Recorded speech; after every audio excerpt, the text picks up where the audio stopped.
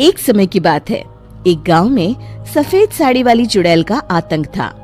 चुड़ैल रात भर गांव में घूमती और गांव का जो भी आदमी उसे दिखाई देता उसे वो घायल कर देती। अरे कोई तो बचाओ, मर गया रे। एक रात हरिया अपने खेत से अपने घर लौट रहा था कि तभी अचानक उसके सामने चुड़ैल आ जाती है। अरे बाप रे, ये चुड़ैल कहाँ से आ गई? आज तो मैं गया काम से।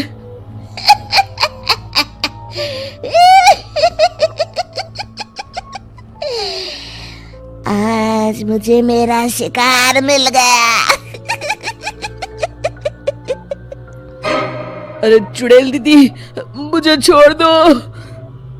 जैसे ही चुड़ैल हरिया की तरफ बढ़ती है, हरिया वहाँ से भाग जाता है और अपने घर के दरवाजे पे पहुँचता है। अरे भगवान, जल्दी से दरवाजा खोलो, मेरे पीछे चुड़ैल पड़ी है।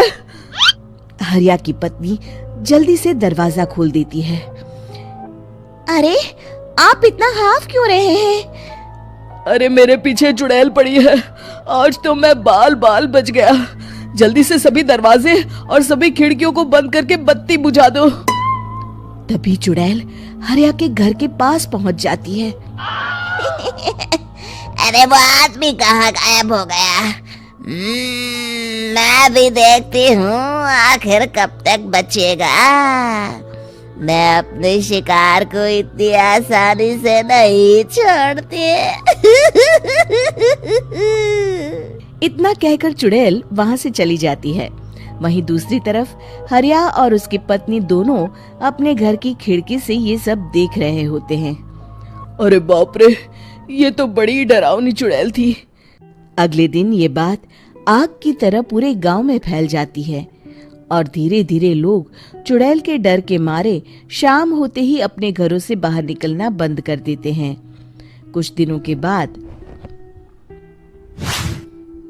भाई, मैंने तो इस चुड़ैल के डर के मारे रात को अपने खेतों को पानी देना बंद कर दिया है। कहीं मेरी फसल सूख गई तो मैं तो कहीं का नहीं रहूंगा। साहूकार का कर्जा कैसे चुकाऊंगा? अरे भाई, पूरे गांव वालों का यही हाल है। पता नहीं ये चुड़ैल हमारे गांव में कहां से आ गई। फिर एक दिन गांव के पास वाली नदी के किनारे एक बहुत बड़े तांत्रिक के आने की बात कुछ गांव वालों को पता चलती है। वो लोग जाके ये बात गांव के मुखिया को बताते हैं।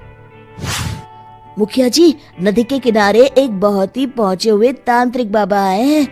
हमें उनसे मदद मांगनी चाहिए। मैंने सुना है वो बड़े बड़े भूतों और चुड़ैलों को अपने वश में कर लेते हैं। मुखिया जी सभी गांव वालों को लेकर उस तांत्रिक के पास पहुंच जाते हैं। ओम फट स्वाहा, ओम फट स्वाहा। तभी तांत्रिक अपनी बंद आंखों को खोलकर कहता है, क्या बात है? तुम सब लोग यहाँ क्यों आए हो? मुखिया जी उस तांत्रिक को सारी बात बता देते हैं। अच्छा, तो ये बात है। और तांत्रिक अपनी आंखों को बंद कर लेता है। मैं देख रहा हूँ तुम्हारे पूर्वजों ने बहुत पाप किए थे, जिससे ये गांव अब श्रापित हो चुका है। उसी के फल स्वरूप तुम्हारे गांव में चुड़ैल आई है। ये चुड़ैल बहुत खतरनाक है, ये किसी को नहीं छोड़ेगी। हे भगवान, मर गए रे, अब क्या होगा? तभी गांव के मुखिया जी कहते हैं, बाबा, इस चुड़ैल से हम सबको बचा लीजिए, कोई तो उपाय होगा। इसका सिर्फ एक ही उपाय है। सभी गांव वालों को बारी बारी हर दिन अपनी आधी फसल उस पहाड़ी के ऊपर बनी काली गुफा में छोड़ के आनी होगी। तभी उस चुड़ैल की भूख मिटेगी और श्राप का प्रभाव खत्म हो जाएगा और तुम सब जिंदा बच जाओगे। सभी गांव वाले उस तांत्रिक की बात को मान लेते हैं और वहां से चले जाते हैं। फिर अगले दिन से रोज उस गांव के लोग बारी बारी से अपनी आधी फसल उस काली गुफा के पास जाकर रखाते। कुछ दिनों बाद हरिया की बारी आती है। बाप रे, आज तो मेरी बारी है उस काली गुफा में जाने की। क्या करूं, वो तो बड़ी खतरनाक चुड़ैल है। मेरे तो हाथ पैर कांप रहे हैं। फिर हरिया डरते डरते अनाज की बोरियां अपनी बैलगाड़ी में लाद देता है। तभी हरिया की पत्नी उससे कहती है, देखो जी, संभल के जाना और किसी भी हालत में शाम होने से पहले वापस आ जाना। उस चुड़ैल का कोई भरोसा नहीं है जी। हरिया बैलगाड़ी में बैठते हुए कहता है, भगवान, मैं क्या वापस आऊंगा? लगता है अब तो मेरी खबर ही आएगी। इतना कहकर हरिया वहां से चला जाता है। रास्ते में जंगल से गुजरते हुए हरिया की बैलगाड़ी का एक चक्का बड़े गड्ढे में फंस जाता है। हे भगवान, अब ये क्या मुसीबत है? हरिया नीचे उतर के पूरी ताकत से अपनी बैलगाड़ी को गड्ढे से निकालने की कोशिश करता है। बहुत देर मेहनत करने के बाद हरिया की बैलगाड़ी उस गड्ढे से बाहर निकल जाती है।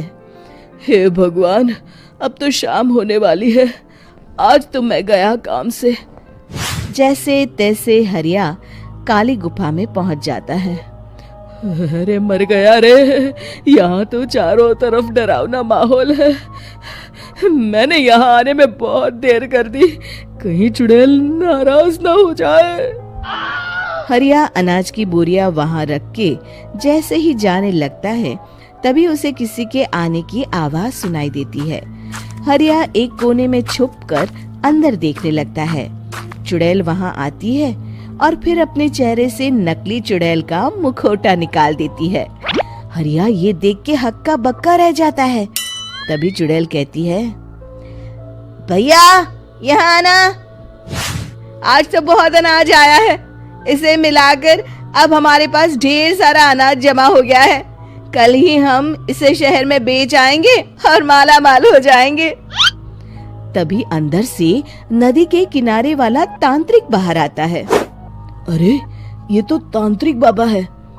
हाँ, अब तो हम दोनों की जिंदगी मजे में कटेगी। गांव वालों को बेवकूफ बनाना इतना भी मुश्किल नहीं था। लोग तो तुम्हें सच में असली चुड़ैल समझते हैं। हाँ, तुमने सही कहा। अब ये गांव वाले चुड़ैल के डर से जिंदगी भर इस काली गुफा में अनाज पहुंचाते रहेंगे। अच्छा, तो ये बात है। ये दोनों पूरे गांव वालों को बेवकूफ बना रहे हैं। अभी जाकर सबको बताता हूँ। हरिया उन दोनों की पूरी बातें सुन लेता है और जल्दी से वापस गांव में आता है। गांव वालों को पूरी बात बता देता है। इससे पहले वो दोनों हमारा अनाज लेकर शहर जाए, हमें उन दोनों को पकड़ना होगा। उधर दूसरी तरफ नकली तांत्रिक और नकली चुड़ैल बनी औरत एक बड़ी गाड़ी में सारा अनाज लाद के वहां से निकलने की तैयारी कर रहे होते हैं। जल्दी करो, इससे पहले हमें कोई देख ले। हमें यहाँ से निकलना होगा। और तभी वो दोनों देखते हैं कि सामने से सभी गांव वाले अपने अपने हाथों में मशाल लेके आ रहे हैं। दोनों बुरी तरह डर जाते हैं। रुक जाओ, तुम दोनों का भांडा फूट चुका है। अरे मर गए रे, ये गांव वाले कहाँ से आ गए? तुमने क्या सोचा इतनी आसानी से यहाँ से निकल जाओगे? ये अनाज हमने अपने खून पसीने से दिन रात खेतों में मेहनत करके उगाया है। दोनों मुखिया जी के पैरों में गिर जाते हैं। हमें माफ कर दीजिए, हम दोनों एक नंबर के कामचोर हैं। बिना मेहनत किए पैसे कमाना चाहते थे। हाँ, अब हम आगे से मेहनत मजदूरी करके पैसे कमाएंगे। हमें कुछ मत करना, हमें छोड़ दीजिए। इतना कह के दोनों गांव छोड़ के भाग जाते हैं और सभी गांव वाले फिर से खुशी खुशी रहने लगते हैं।